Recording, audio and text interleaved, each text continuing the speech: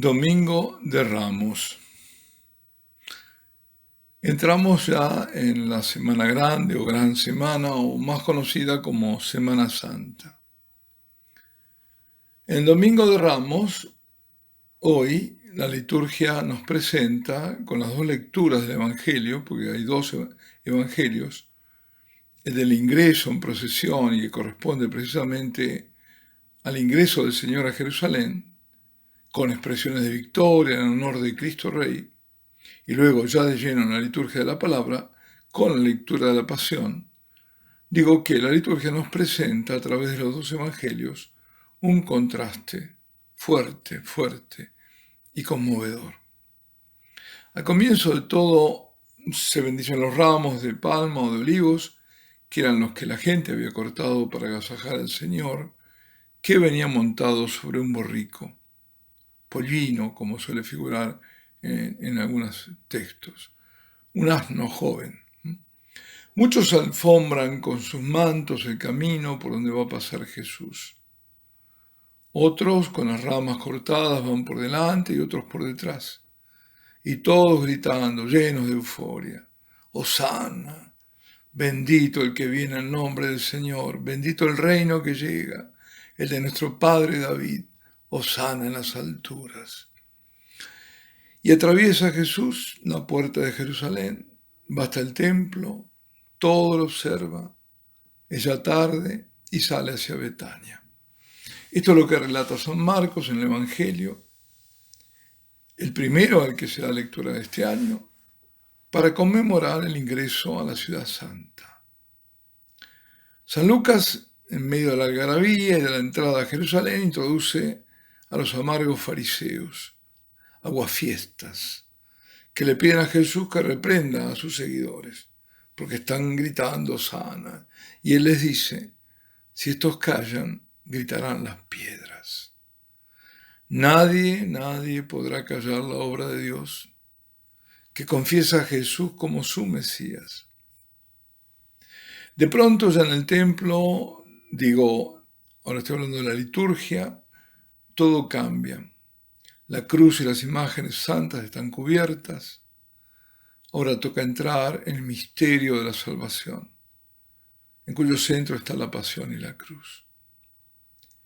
El sacerdote, en la oración colecta, pide a Dios Todopoderoso y Eterno: haz que siempre tengamos presente la gran enseñanza de su pasión, para participar de la gloria de la resurrección. Presente la gran enseñanza de su pasión. Antes había dicho que Dios Padre nos había dado a Cristo su Hijo como modelo de obediencia y de humildad. El culto va entonces dirigido a hacernos partícipes de la humildad y de la obediencia del Señor, que los lleva a aceptar la voluntad del Padre e ir al sacrificio extremadamente cruento de ser clavado para morir exangüe y sin respiración en la cruz. Sacrificio que será presente incruentamente en el altar de la iglesia después de las lecturas, por el que somos rescatados del pecado y de la muerte. La primera lectura es la del tercer canto del siervo sufriente o doliente de Dios, de Isaías.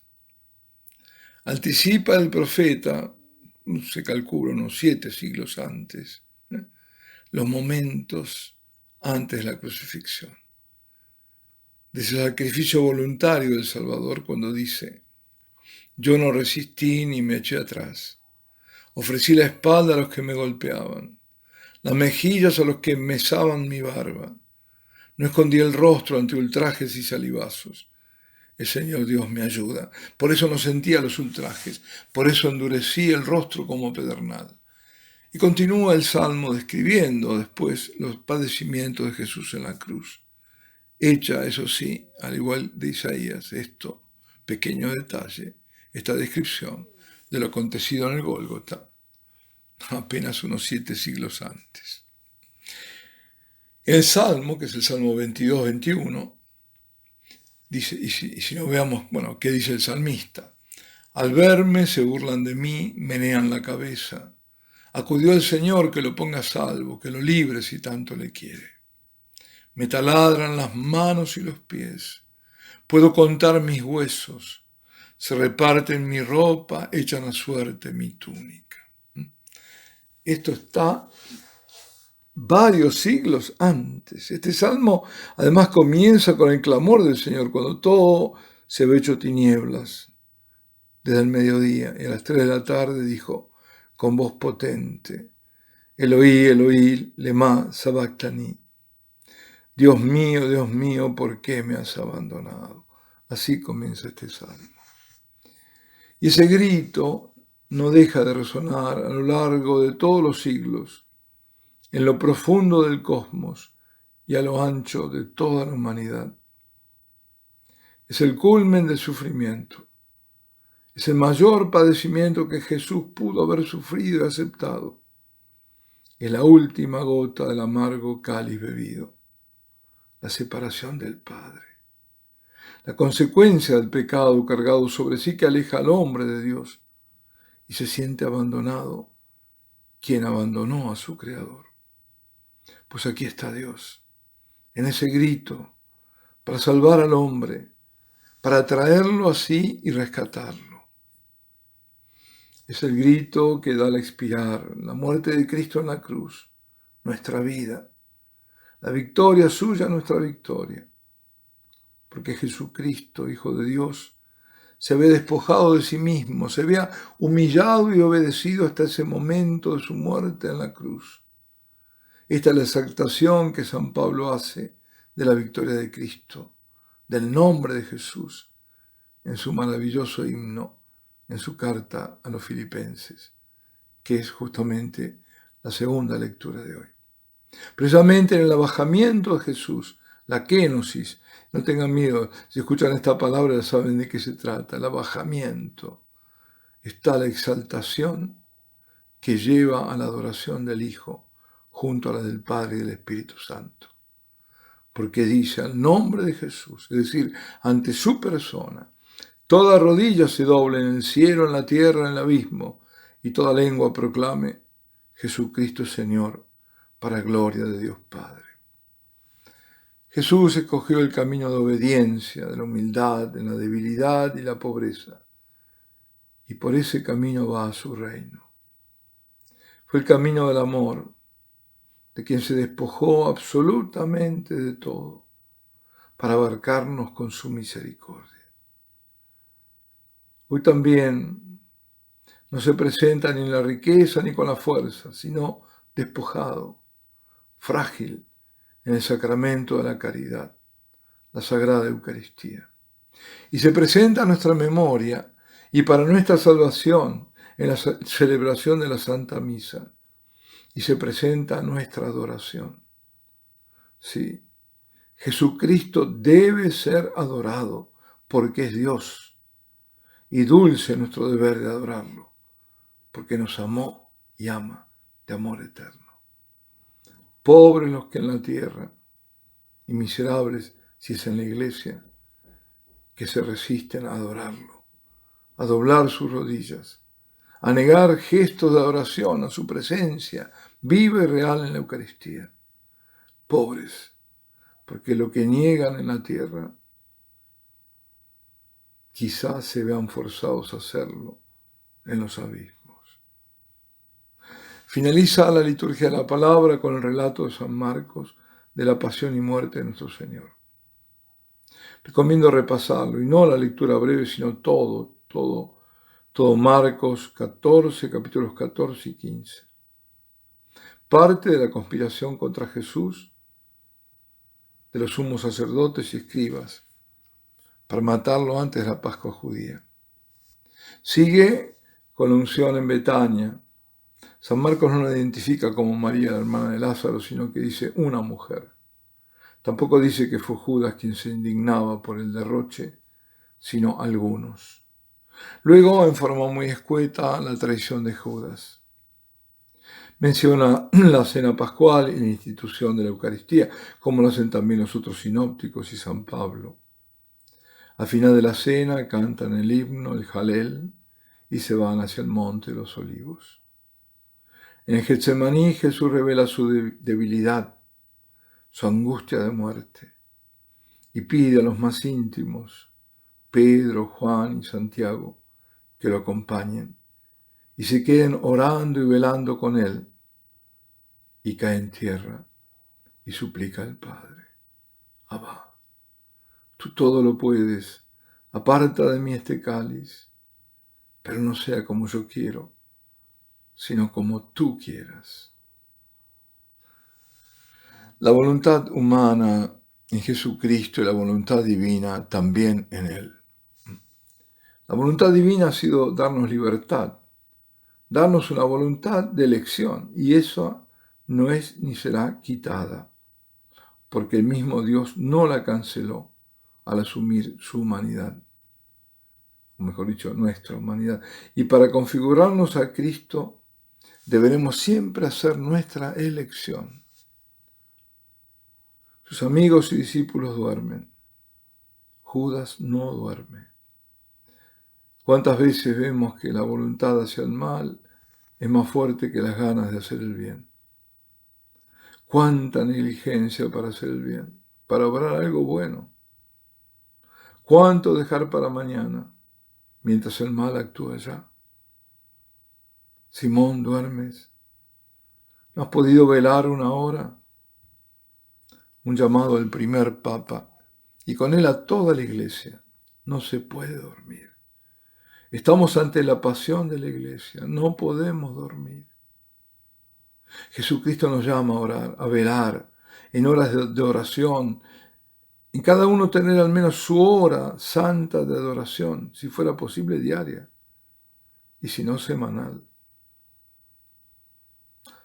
Y viene el beso de Judas, el prendimiento de Jesús y una particularidad de Marcos que no figura en ningún otro relato, tanto que se pensó que el personaje fuera el mismo. Cuando apresan a Jesús, todos lo abandonan, todos. Lo sigue solo un muchacho, envuelto en una sábana. Le echan mano. Él suelta la sábana y escapa desnudo. Y se piensa que, como es el único que lo cuenta, ese jovencito haya sido él. Llevan a Jesús a la casa del sumo sacerdote. Se reúne el Sanedrín, lo interrogan. Y Jesús responde que sí, que es el Mesías. Y profetiza su segunda venida en gloria. Ahora me estáis viendo inerme, en la debilidad de la carne que destruiréis, el templo que arrasaréis, pero lo haré resurgir. Eso no lo dice en ese momento, sino que lo había dicho cuando en el templo lo habían interrogado, después de haber expulsado a los mercaderes. Pero ahora les dice: veréis al Hijo del Hombre sentado a la derecha del poder, viniendo en las nubes del cielo. Blasfemia, sentencia el sumo sacerdote, y todos lo condenan a muerte.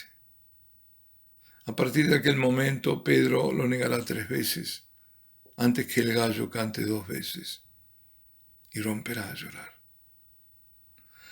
Apenas amanece, todos los judíos que cuentan, sumos sacerdotes, escribas y miembros de Sanedrín en pleno, se reúnen y lo llevan atado a Pilato, que lo interroga. Jesús se declara así, rey de los judíos. Pilato decide soltarlo. La chusma pide que lo crucifique y Pilato, aun sabiendo que Jesús es inocente y que los sumos sacerdotes lo habían entregado por envidia, para complacerlos, suelta a Barrabás. Manda a azotar a Jesús y luego a que lo crucifiquen. Esta es la miseria humana antes de Cristo y después de Cristo. La larga cadena de inocentes ajusticiados, de inocentes que pagan por otros, los millones y millones de niños abortados por complacer a los homicidas, a los que rechazan a Cristo y con él a la ley de amor que nos legó. Pero Cristo no acusa y nosotros tampoco acusamos, sino que Cristo llama al arrepentimiento para dar el perdón. Y luego están las ofrendas de la soldadesca, especialmente cobarde, morbosa y ruin, que se mofa de un hombre inerme y lastimado. Jesús camino a su destino. todo brevemente relatado. Era la hora tercia cuando lo crucificaron, es decir, que según San Marcos estuvo colgado de la cruz 6 horas, hasta expirar. Jesús no acepta paliativos, rechaza el vino con mirra, lo crucifican. Como había estado profetizado, se reparten las ropas, echándolas a suerte. Los que pasan lo injurian, se burlan de él. Sobre la cabeza de Cristo el título de la sentencia, Rey de los judíos. Al mediodía todo se oscurece, a las 3 de la tarde, luego del grito, expira. Se rasga el velo del Santo de los Santos. Dios abandona su templo. En pocas décadas no quedará piedra sobre piedra de ese templo. Y hasta el día de hoy, después de 2000 años, no ha podido ser reconstruido. El centurión que lo ve morir exclama: verdaderamente este hombre era hijo de Dios. El rey de los judíos empieza su reinado con los gentiles así.